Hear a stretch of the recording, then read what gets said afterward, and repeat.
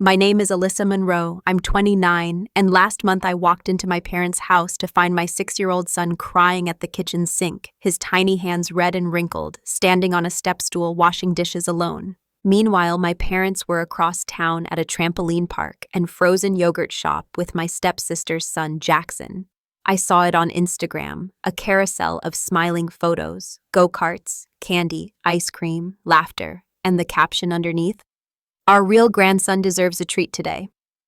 Real grandson. That's what they called him. That's how they saw him. And that's the moment something inside me broke. They never asked to babysit. They never called to check in. They didn't leave a note or send a text. They just left my son, my child, at their house with a sponge and a list of chores while they played Grandparents of the Year to someone else's kid. When I confronted them, my mother had the audacity to shrug and say, "He's gotta learn responsibility sometime." My father added, "Don't be dramatic, Alyssa. We'll bring him next time, if he behaves." But they didn't know I'd seen the post. They didn't know I had screenshots, and they definitely didn't know what I was planning. Before I tell you how I turned their golden grandchild fantasy into a very public downfall, think of the one person who broke you. Got them? Let's begin. Also, if you haven't subscribed yet, please do so now. I wasn't supposed to pick him up that day. My parents had insisted they'd keep him for the afternoon so I could prep for my job interview. "Don't worry, Alyssa," my mom had said. "He'll be fine. We'll make it special." I'd almost said no. Something in her tone, it felt off, performative. But I was tired, anxious, and desperate for a few quiet hours to get my presentation in order. So I kissed my son on the forehead, thanked them, and drove off, trying to believe, just for a day, they could be the kind of grandparents he deserved. When I walked into their house 4 hours later, it was quiet, too quiet. No cartoons, no music, no clatter of toys on the hardwood. Just the faint sound of running water. I followed it to the kitchen, confused, my heels clicking across the floor. That's when I saw him, my son, my 6-year-old son, standing on a stool, tears slipping silently down his face, his tiny hands dunked into soapy water, scrubbing a stack of greasy plates nearly as tall as he was. My first instinct was that something terrible had happened. I rushed to him. "Sweetheart, what are you doing?" He didn't look at me, just kept scrubbing. His voice came out hoarse.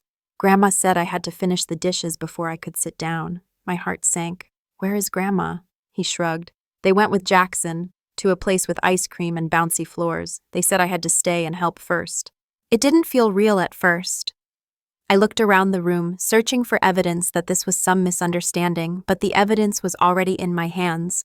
Damp, pruned fingers that had been scrubbing ceramic for God knows how long. The chair in the corner with a printed-out chore list. The tablet on the table playing a YouTube cleaning tutorial for kids. He was alone. He had been alone. And I left him here. My parents' Instagram told the rest of the story. While my son stood at their kitchen sink doing dishes, they were smiling in a group photo with Jackson, my stepsister's son, who sat grinning between them, clutching a giant cotton candy and a brand new stuffed bear. The caption read, "Our real grandson deserves a treat today." My stomach twisted. That wasn't a slip of the tongue. That was intentional, public, proud. I turned back to my son, who had stopped scrubbing and was now just staring at the water, his shoulders slumped. I wrapped him in my arms and held him tightly, whispering apologies I shouldn't have had to make. Not to him, not for trusting people who had shown me exactly who they were, over and over again. But this time was different, because they hadn't just hurt me, they had humiliated, excluded, and emotionally abandoned my child. And that was the moment I knew. This wouldn't be forgiven. This would be remembered. And it would be answered. We didn't go home right away. I couldn't. I needed time to breathe, to think, to hold him close and remind both of us that he mattered. We drove in silence, my son watching out the window, the tips of his fingers still slightly puckered from the water.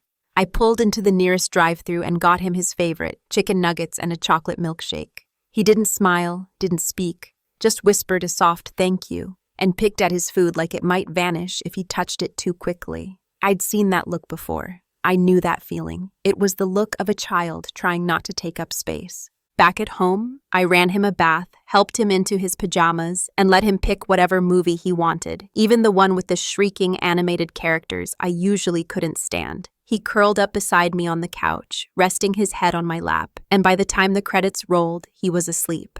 I carried him to bed, tucked him in, kissed his forehead, and just stood there in the dark for a long time, staring at this small human being I'd promised to protect. And I'd failed him. I'd handed him over to people who saw him as less, as unwanted, as something to leave behind. I didn't sleep that night. Instead, I scrolled through old photos on my phone. Holidays, birthdays, every moment we'd spent with my parents since my son was born. I started seeing it, the pattern I'd ignored. At Easter, Jackson had gotten a personalized basket overflowing with toys and candy. My son's was smaller, plain. At Thanksgiving, Jackson sat between my parents, spoon-fed praise and second helpings. My son sat at the edge of the table, barely noticed. Christmas? Jackson got a tablet. My son got a set of dollar store building blocks and a lecture about being grateful. I thought I was imagining it back then. I told myself I was being sensitive, that favoritism wasn't really favoritism if it wasn't malicious. But now I saw it for what it was. This wasn't just unequal treatment, it was a hierarchy. And Jackson was the golden boy. He wasn't even blood. He was the son of my stepsister, a woman my parents had welcomed into the family after marrying her father 10 years ago. I never minded. Jackson was a sweet kid, but somewhere along the line, my parents decided he was the grandchild worth loving loudly. And mine? He was the child they tolerated, barely, a placeholder, a reminder of a daughter they'd never quite approved of. They used to say I was too emotional, too sensitive, too quick to judge, but now they had written it plainly for the world to see, our real grandson. And what they didn't know, what they never saw coming, was that the child they overlooked had a mother with a memory like steel, a mother who would no longer stay quiet, a mother who was just getting started. The next morning, I didn't reach for my phone. I didn't check social media. I didn't call them. I just sat at the kitchen table, coffee gone cold, watching my son color quietly at the counter. He'd drawn a picture of us, me holding his hand, a house behind us, a big yellow sun smiling down. There were no grandparents in the drawing, no Jackson, just us, just safety. It hit me harder than I expected. At 6 years old, my child had already learned who truly showed up for him and who didn't. I wanted to scream. I wanted to drive to their house and throw that iPad from Christmas through their perfect little window. I wanted to ask my mother how she could watch a child wash dishes with tears in his eyes and feel nothing. But more than anything, I wanted to understand how I had let it get this far, how I'd ignored the signs, how I'd confused tolerating with belonging, and how I'd ever thought these people deserved another chance. I used to tell myself that families are messy, that everyone has flaws, that favoritism was just an uncomfortable reality in big families. I used to say it didn't matter as long as my son was polite, as long as I stayed civil, as long as we didn't make waves. I convinced myself that keeping the peace was more important than acknowledging the pain. But that morning, sipping bitter coffee while my son drew his quiet world without them, I realized something that stopped me cold. I was raising him in the same silence I'd once drowned in. Because they had done it to me too, not in the same way, not so obvious. But it was there. The comparisons to other girls, the constant reminders that I was difficult, ungrateful, too much. The way they praised my stepsister for being obedient, soft-spoken, agreeable. The way they told me to be more like her. I used to think I'd escaped all of it when I moved out, got my own job, built my own life. But I hadn't. I just passed the torch unknowingly to the next generation, my hands clenched around the mug. I wasn't going to repeat that cycle. I wasn't going to let him grow up thinking love had to be earned or that his worth depended on how convenient he was for someone else. I owed him more than that. I owed myself more than that. So I made a promise that morning, right there in that messy kitchen with crayon wrappers on the floor and half-burnt toast in the sink. I would stop protecting their image at the expense of my son's spirit. I would stop giving them chances they hadn't earned, and I would show him through action, not words, what family really means. Because family isn't who posts you on their Instagram, it's who shows up when no one's watching. And they had watched him suffer, which meant they were never our family to begin with. I waited 2 full days, not because I wanted to hear from them, because I needed to see if they'd even try. If they'd realize what they'd done and feel something close to guilt. If the people who raised me, the people who claimed to love my son, would bother to pick up the phone, send a text, knock on my door, but they didn't. Not a word, not even a cheap excuse. On the third day, I cracked. I called my mother. She answered on the second ring, cheerful, like nothing had happened. "Alyssa, I was just thinking about you. How did the interview go?" Her voice was too high, too sweet, like a child pretending not to have broken something. I didn't answer her question. "Why was my son alone doing chores while you took Jackson out?" I asked, my tone flat, no room for deflection. Silence. Then a breathy laugh. "Oh, don't tell me he tattled. He was fine. We were gone less than an hour. He needs to learn responsibility." Her voice hardened around the word like it was a defense, a shield. I didn't flinch. "He's 6. She sighed like I was exhausting her. "You always make things so dramatic. We left a list. He had instructions. It wasn't punishment, it was structure, something he could use more of." Structure. That was her word for abandonment now. And responsibility was the new term for emotional neglect. I pressed harder. "And the Instagram post? Our real grandson? What was that?" Another pause. "It was just a joke," she said dismissively. "You know how we are. Don't be so sensitive."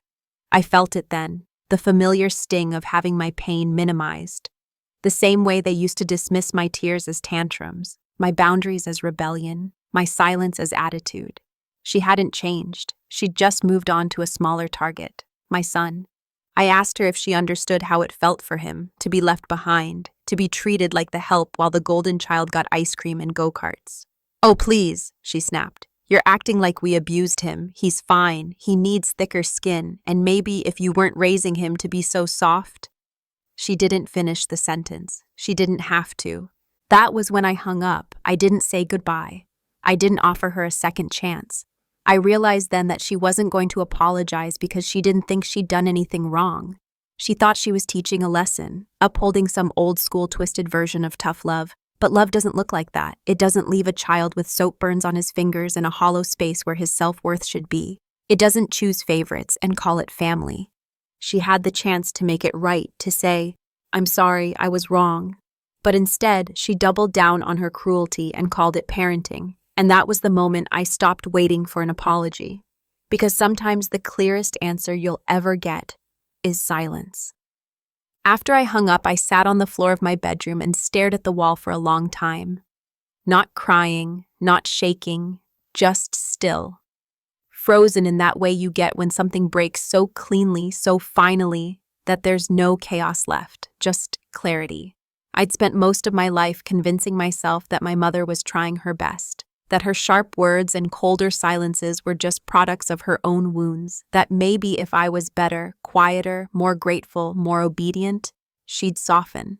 I had carried that same twisted hope into motherhood, believing she'd be different with my son, gentler, warmer, wiser, but all she had done was find a smaller version of me to dismiss. I wish I could say it ended there, that her callousness was an isolated moment, a bad day, an unfortunate lapse in judgment. But the truth started unraveling quickly once I let myself look.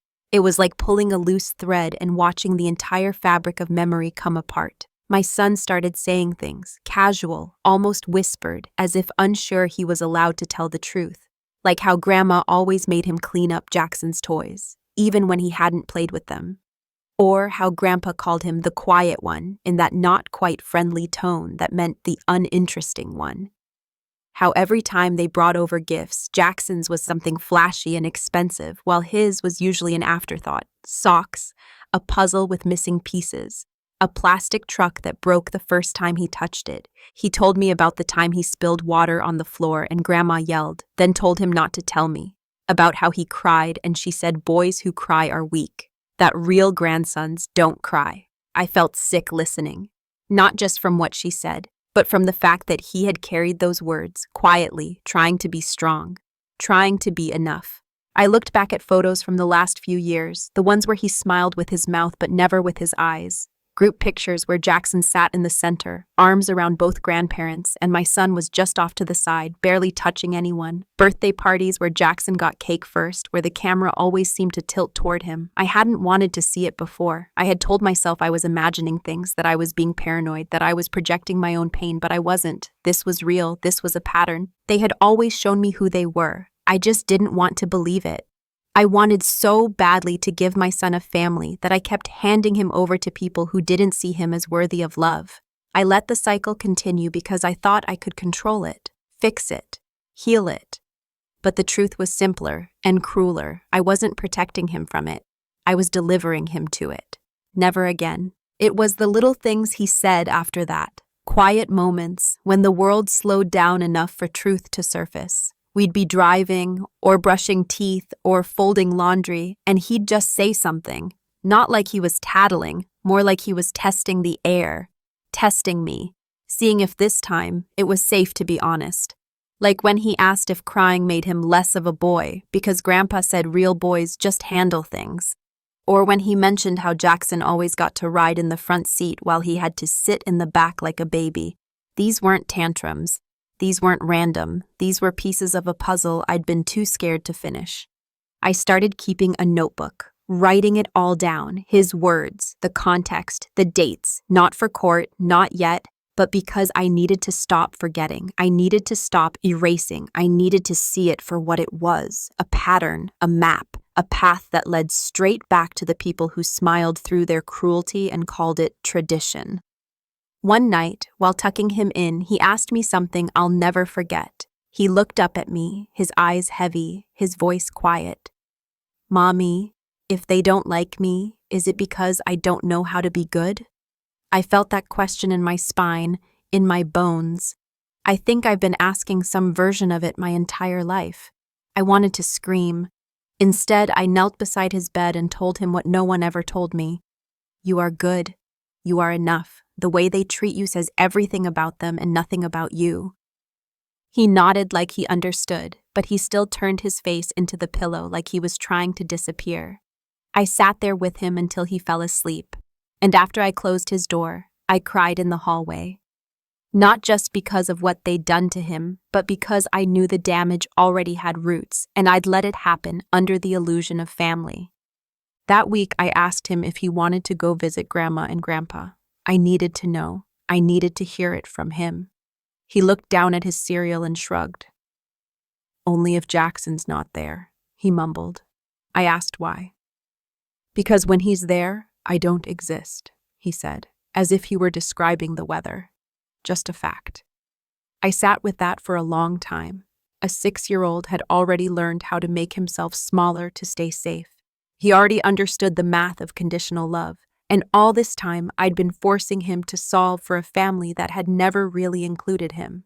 He was telling me his truth, one small story at a time. And I was finally listening. I couldn't rewrite the past, but I could burn the script because my son wasn't going to spend his childhood shrinking for anyone, not even blood. The more my son spoke, the more familiar it all began to feel. Not just familiar, uncomfortably so. Like echoes in a house I'd forgotten I once lived in. Every story he told dragged a memory out of hiding. Things I hadn't thought about in years. Things I'd filed away under. That's just how it was.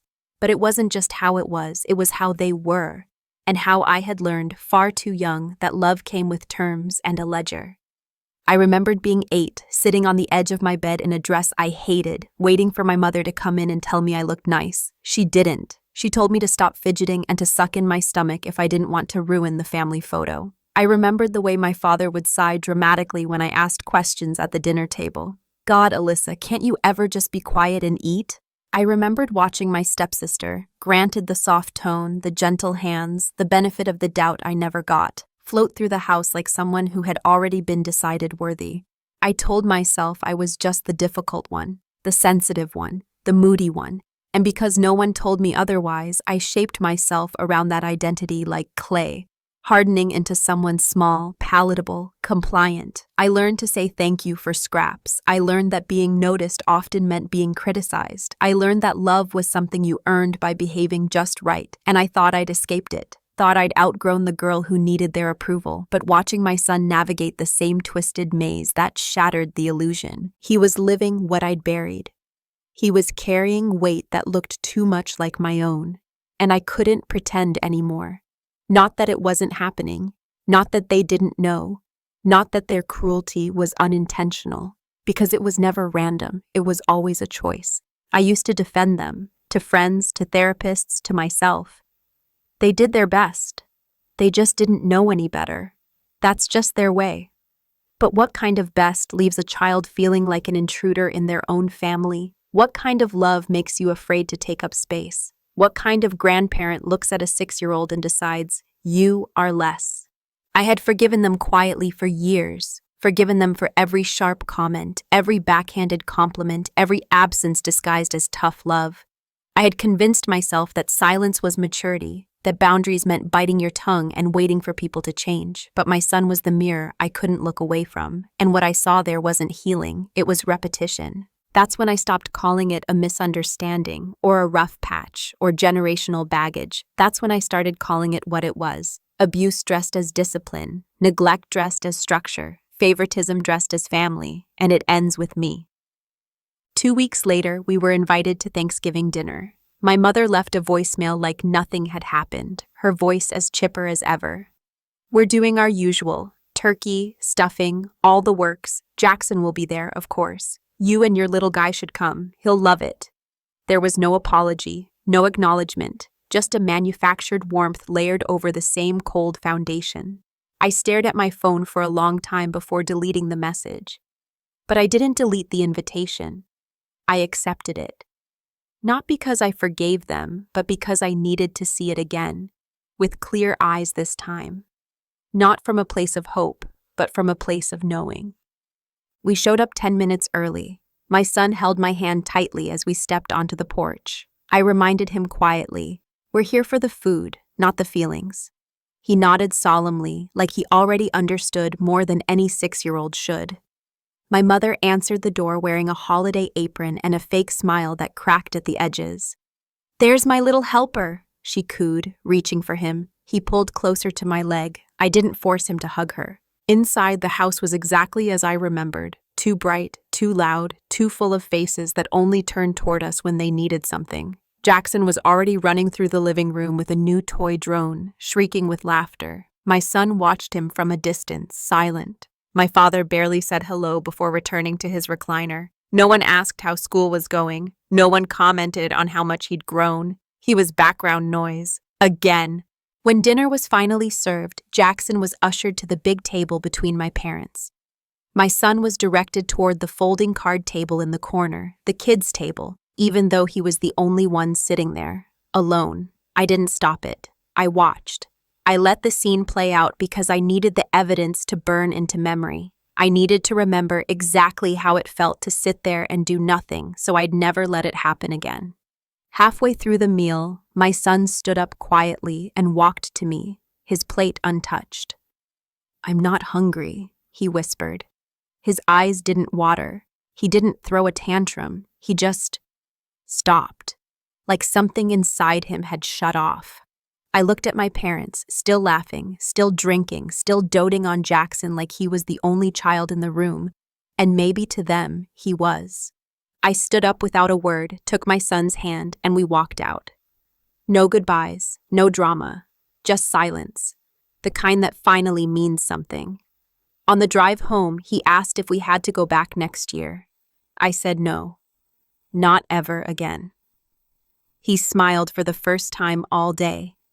That was the moment I realized their table was never meant for us, and we would never beg for a seat at it again.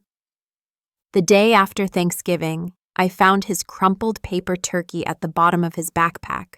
The feathers were uneven, the glue was smeared, and in the middle, written in messy first-grade handwriting, it said, "I'm thankful for my mom because she sees me." I sat at the kitchen table holding that little craft in both hands, and something broke wide open in my chest, because I knew exactly what he meant. I knew what it felt like to be in a room full of family and feel like you're disappearing by the minute. To be told you're overreacting when you speak up, dramatic when you cry, selfish when you want even a sliver of the attention handed so freely to someone else. I had spent years pretending that being ignored didn't hurt as much as being openly rejected. But I knew better now. I was raising someone who could feel that too, and it was already changing him. He stopped talking as much around them, stopped asking when the next visit would be, stopped bringing his toys to show them. He'd go quiet the moment we pulled into their driveway, like a switch had flipped. He was still polite, still soft, still my sweet boy, but muted, careful. He'd watch Jackson with wide eyes, waiting to see how he was treated before deciding if it was safe to move. And I hated that I knew that pattern. I hated that I recognized it in his small, deliberate movements, in the way he looked to me for permission to just exist fully. Children don't always cry when they're hurt. Sometimes they adjust. They fold in on themselves. They make themselves small. And adults take that as well-behaved. But I could see the difference. I knew what he was learning, and worse, what he was starting to accept. That love had rules, that attention had to be earned, that some people would only ever see you in the shadows, and that maybe, if you were quiet enough, still enough, good enough, they might finally turn toward you. But I wasn't going to let him grow up waiting for that moment, because invisibility doesn't come without scars. It lingers. It shapes how you see yourself, how you speak in rooms, how you believe or don't believe you matter.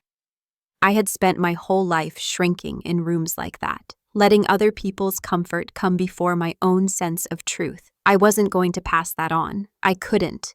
So I started changing things. Subtle at first. I stopped giving them my weekends. I stopped forcing my son to hug people who made him flinch. I stopped explaining away their behavior and started calling it what it was. I didn't owe them my silence anymore, and my son didn't owe them his presence. Because being invisible might not leave bruises, but it leaves marks, and I was finally ready to be the kind of mother who made sure my son never confused being tolerated with being loved. There comes a point where explaining someone's behavior starts to feel like lying on their behalf. That point came the day my son asked, "Why do they treat Jackson like he's better?" Not if they did, not maybe. He knew, he saw it, and he didn't even sound sad, just tired, like he'd accepted it as fact and was now simply looking for the reason behind it.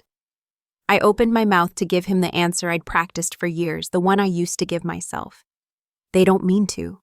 They love you in their own way. It's just complicated. But I couldn't say it. Not this time. Because I realized if I did, I'd be teaching him how to excuse people who hurt him. So I told the truth. I looked him in the eye and said, "I don't know, baby, but that's not about you. That's about them." He nodded, quiet. He didn't ask more questions. He didn't have to. The silence between us said it all. And in that silence, something shifted. I stopped covering for them. I stopped dressing up their neglect in softer words. I stopped telling the story from their side. They didn't deserve that anymore. When friends asked why we didn't go to family dinners anymore, I stopped saying we were just busy. I told them, plainly, that my parents treated my son like a second-class citizen, and I wasn't going to expose him to that. When my stepsister texted to ask if my son would be at Jackson's birthday party, I replied, "Not if your parents are hosting." And when she sent back a passive-aggressive paragraph about how we all need to make an effort, I didn't answer, I didn't argue, I didn't defend. I owed no one an explanation for protecting my child. For the first time in my life, I stopped trying to be the version of myself that made other people comfortable. I stopped shrinking to make room for people who never once stepped aside for me. I started honoring the discomfort. I sat with the guilt, the grief, the fury. I let it burn clean through me, because pretending it didn't hurt hadn't protected me, and it sure as hell wasn't going to protect my son. He started to notice the change, not in what I said, but in what I didn't allow. He no longer had to brace himself for visits or hold my hand a little tighter as we walked toward the door. There were no more empty holidays, no more watching Jackson unwrap the good gifts first. There was just us, simpler, quieter, safer. And that's when I understood. I wasn't just stopping the visits, I was stopping the inheritance of silence, of tolerance disguised as strength, of loyalty mistaken for love. My son wouldn't grow up explaining away harm with politeness. He would grow up knowing that love without respect isn't love, and family without kindness isn't family at all. It happened on a Sunday, like most of the visits did. I hadn't planned it to be the last, but somewhere deep down, I think I knew. There was a weight in my chest the whole drive over, a tightness in my throat I couldn't swallow. My son sat in the back seat, legs swinging, humming to himself, and I watched him in the rearview mirror, so small, so trusting. He had no idea I was walking him into another lesson in conditional love. I told myself we were just stopping by. I told myself it was harmless, but by then I'd already started to unlearn the lies I used to make their behavior bearable. They greeted us at the door with forced smiles. My mother's arms opened, but my son hesitated. She laughed and said, "Still shy, huh?" Like she hadn't helped make him that way. My father barely looked up from the television. Jackson was already there, of course, spinning around the living room with a brand new toy car, the kind my son had circled in catalogs but never received. "Wanna play?" Jackson asked. My son nodded politely, and they disappeared into the den. I followed the sounds of my mother's voice into the kitchen. She poured herself a glass of wine before turning to me, her smile brittle. "It's good to see you. We've missed him." I looked at her, really looked at her, and felt nothing. Not anger, not longing, just clarity. "He's not a guest," I said. "You don't get to miss someone you've made feel unwelcome." She rolled her eyes as if I was being dramatic again, the way she always said I was growing up. "Oh, please, you're still upset about that silly caption. You know we didn't mean it like that." I held her gaze. "He does. He believes you did." Her face tightened, but I kept going. "You've had every chance to show him he matters, and you've wasted them. Every single one." In the other room, I heard laughter. Not the joyful kind, the cruel kind. I stepped into the hallway just in time to see my son standing still while Jackson drove the toy car straight into his feet over and over again. My father chuckled from the couch. "Toughen up, kid. Don't be such a baby." My son looked at me, and I'll never forget his eyes in that moment. Not hurt, not angry, just resigned. Like this was how it was always going to be. Like he'd stopped expecting anything better. And I couldn't breathe. I walked straight in, picked him up, and said, "We're leaving." My mother started to protest. My father asked what the big deal was, but I didn't answer. I didn't owe them any more words. We never went back. That was the last visit. Not because they slammed a door, but because I finally did. And once it was closed for good, the silence felt nothing like guilt. It felt like freedom. After that day, everything was quiet. Not the kind of quiet that comes with peace, but the kind that hums in your ears when something big has ended. I didn't tell anyone we'd cut them off, not officially. I didn't post about it, didn't make some grand announcement. I just stopped answering calls, stopped replying to texts, stopped pretending. They didn't call to ask why. They didn't show up. Maybe they thought it was temporary. Maybe they assumed I'd cool off like I always had. But they underestimated what it feels like to watch your child give up on being seen. For weeks, I carried the memory of that last visit around like a stone in my chest. It followed me everywhere. Through school drop-offs, grocery store aisles, slow Sunday mornings with cartoons on low volume. I'd watch my son play, and in the back of my mind, I'd see him flinch when that toy car hit his foot. I'd hear my father's voice. "Don't be such a baby." I'd feel the room where no one stood up for him but me. And it wasn't enough to walk away, not for me, not anymore. One night after putting my son to bed, I sat down at the kitchen table and opened my laptop. I didn't know what I was going to write. I just knew I had things to say that I was tired of saying silently. I started typing, and the words came out faster than I could control. Pages and pages of what they'd done. Not just to me, to him. The tiny moments that had stacked into a wall we couldn't see over. The sarcasm, the favoritism, the quiet shaming wrapped in jokes. The way they dismissed me as a mother and him as a child. The way they tried to convince both of us we were too sensitive when all we wanted was to be treated like we mattered. I didn't write it for closure. I didn't even write it for them at first. I wrote it for me, because for the first time in my life, I didn't want to bite my tongue to keep the peace. I didn't want to dress up pain in polite language. I didn't want to make excuses for people who had none left. I wanted them to read every line and feel the weight of it. It sat in my drafts folder for almost a month. Every few days, I'd open it, reread it, add something, change a word, stare at the send button like it was a trap door. And then one night, I clicked it. Send. Just like that. No ceremony, no warning, no going back. I never got a reply, not an email, not a voicemail, not a knock at my door. But a week later, my sister texted me, "What the hell did you say to them?" Mom hasn't stopped crying. I didn't respond. Sometimes the truth doesn't need a conversation. Sometimes it just needs to be heard. About 3 weeks after I sent the letter, I got the envelope. Thick, cream-colored paper with gold-embossed lettering. No return address, just my name written in my mother's handwriting. The same sharp loops and perfect spacing that used to scrawl notes on my lunchbox in elementary school. I didn't open it right away. It sat on the counter for 2 days while I stared at it every time I passed by, like it might explode if I looked away. When I finally did open it, I wasn't surprised. I was just tired. It was an invitation to a family reunion. Elliott family gathering celebrating generations of love and legacy. The irony almost made me laugh. My parents' names were listed at the bottom as hosts. A weekend retreat at a lake house 3 hours north. Meals provided. Bring your kids. Come reconnect. It was such a carefully crafted illusion of unity, a performance of togetherness, and it made me sick. I almost tossed it in the trash, almost deleted the event from my mind entirely.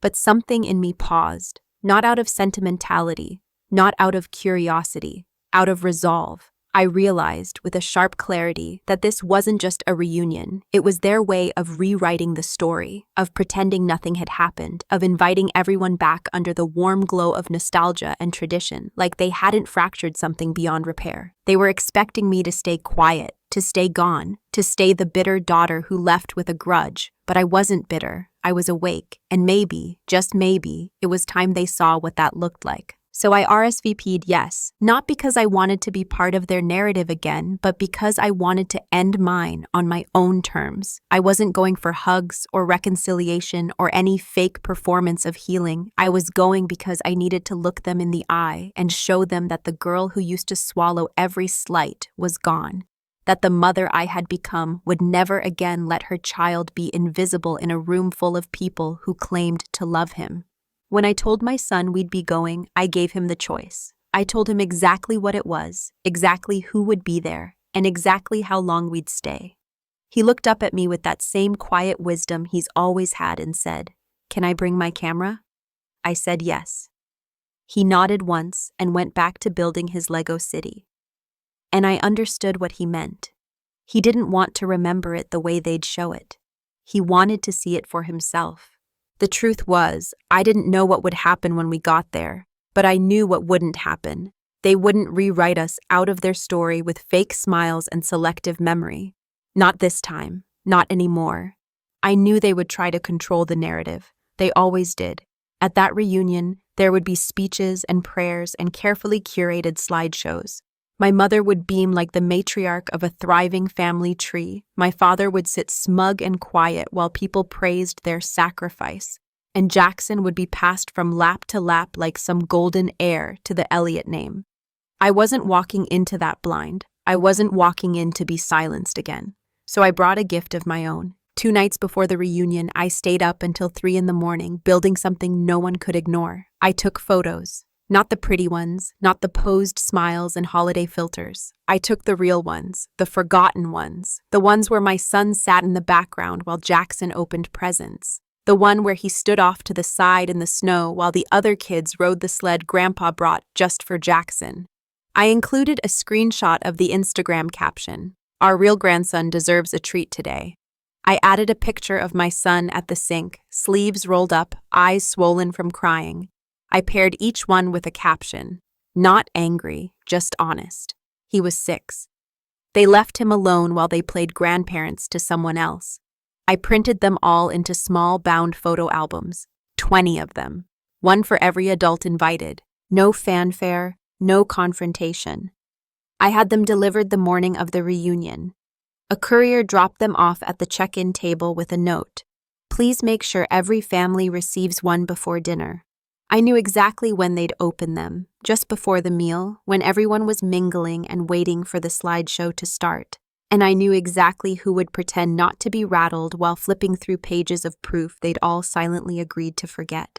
We arrived 2 hours late on purpose. I didn't need to watch the ripple spread. I just needed to walk in after it had landed. The room was thick with tension the moment we stepped through the doors. People smiled too tightly, greeted us too quickly, avoided my eyes. The slideshow was postponed. Dinner was delayed. My mother was nowhere in sight. I sat beside my son at the far end of a long table. He held his camera in his lap and scanned the room with calm detachment. He was still, grounded, entirely himself. For the first time, he didn't look like he was waiting to be chosen. And that's when I knew. This wasn't just about revenge. It wasn't about exposing them or humiliating anyone. It was about giving the truth a shape, something they couldn't spin, something that sat heavy in their hands. I didn't burn the house down. I simply held up a mirror and let them see what they'd built.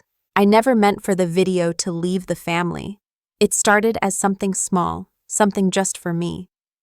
After the reunion, after the stiff handshakes and the tight-lipped "thanks for coming," I came home and sat in the dark, watching my son sleep.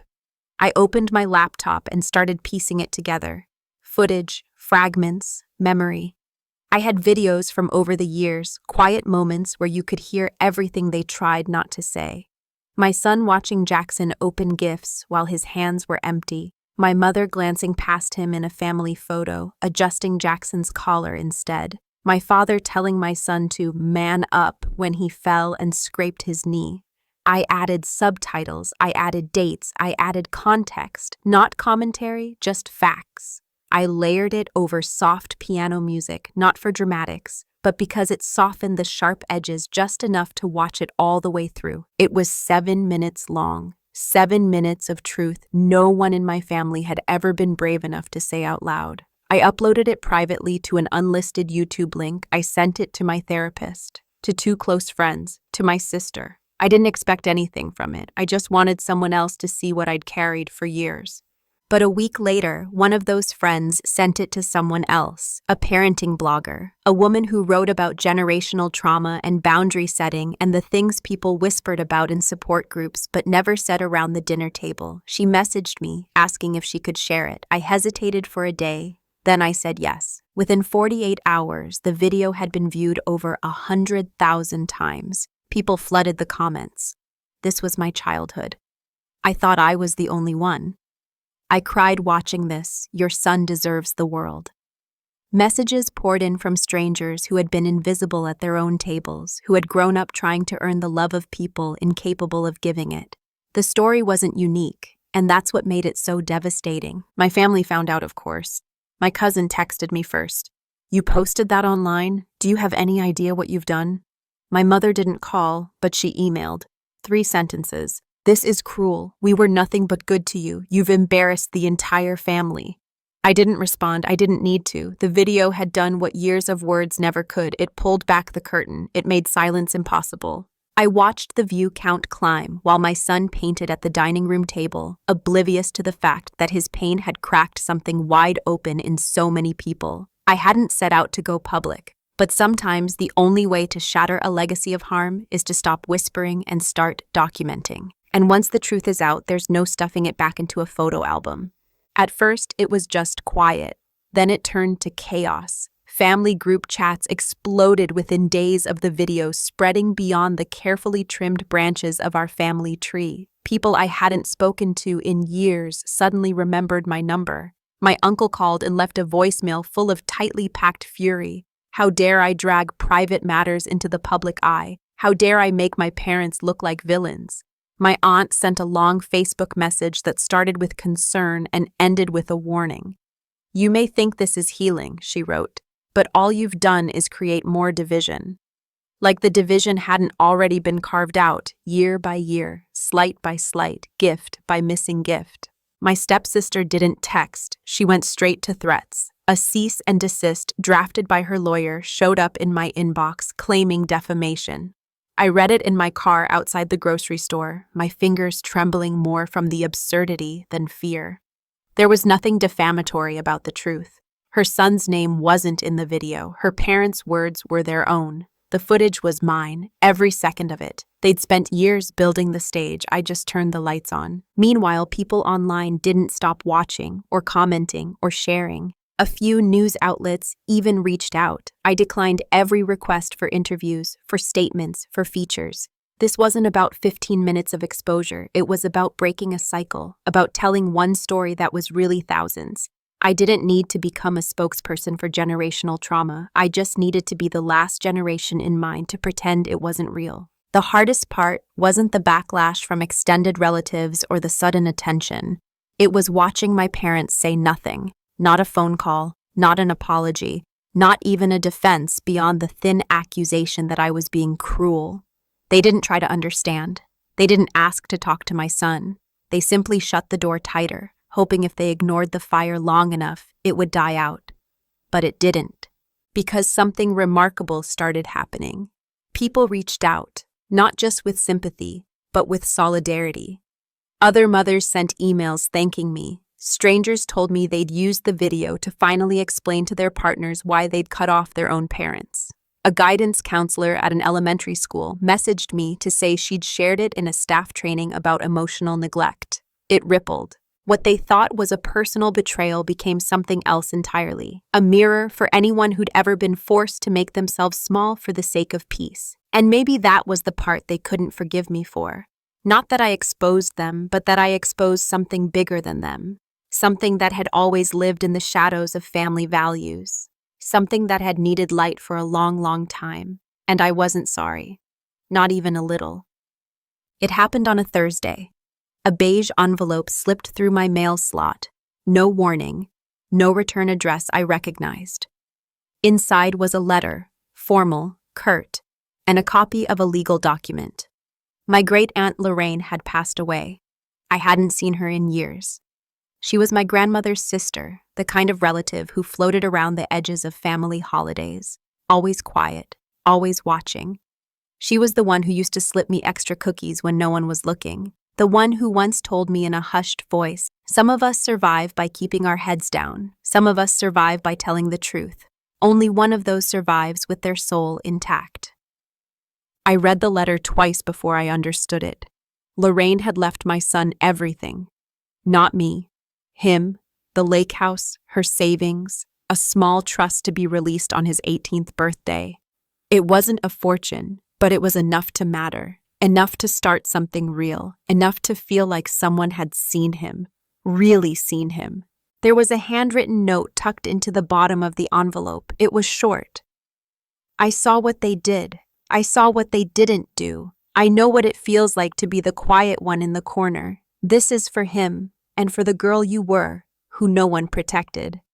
I cried then, not because of the money, not even because of the gesture, but because someone in that tangled, poisonous tree of a family had noticed, had remembered, had cared enough to choose him, deliberately, publicly, legally. It wasn't loud, it wasn't showy, but it was the kind of validation that cracks open something inside you that's been sealed shut for a long, long time.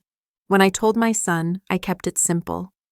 "Aunt Lorraine left you something special," I said. He tilted his head. "Why?" I smiled. "Because she knew how special you are." He nodded like it made sense. Like being seen didn't have to come with conditions or competitions. News of the will traveled fast. My phone lit up with texts and missed calls from relatives I hadn't heard from in months. Some subtle, some bold. My father sent an email that said, "I hope you're proud of yourself, taking advantage of an old woman's grief, manipulating the family." My mother didn't reach out at all, but I saw the status she posted days later. "Some people will weaponize a child's pain for profit. Some will let the dead speak for them. Pathetic." I didn't reply. I didn't correct them. I let them choke on their bitterness, the same way we'd once swallowed our silence. Let them twist a gift into an accusation. They always did. But Aunt Lorraine had given us something more than money. She had given us proof that not all family turns away, that not everyone looked past him, that sometimes, quietly, someone takes your side and writes it into history. And this time, that history was ours to keep. We didn't celebrate. There wasn't some triumphant moment with champagne or a dramatic toast over the lake. It was quieter than that. After the paperwork was finalized and the house keys arrived in a small padded envelope, I picked my son up from school, stopped for donuts, and drove us 3 hours north to a place that had never belonged to us before, but somehow already felt like home. The lake house was small, weathered. The paint peeled at the edges, and the dock creaked when we stepped onto it. But it was ours. My son ran through the empty rooms with wide eyes, touching the walls like he was memorizing them. He stood in the living room and whispered, "She gave me a whole house?" I nodded, because she believed you deserved more. He didn't say anything after that. He just walked outside, sat on the edge of the dock, and watched the water like he understood something I hadn't figured out until well into adulthood. That real love often comes quietly, without performance, without expectation, without asking you to shrink in order to receive it. We spent the weekend there, just the two of us, no Wi-Fi, no calls, no reminders of the noise we'd left behind. I built a fire for the first time in years. He helped me make grilled cheese sandwiches and insisted on 3 marshmallows in his hot chocolate. We talked.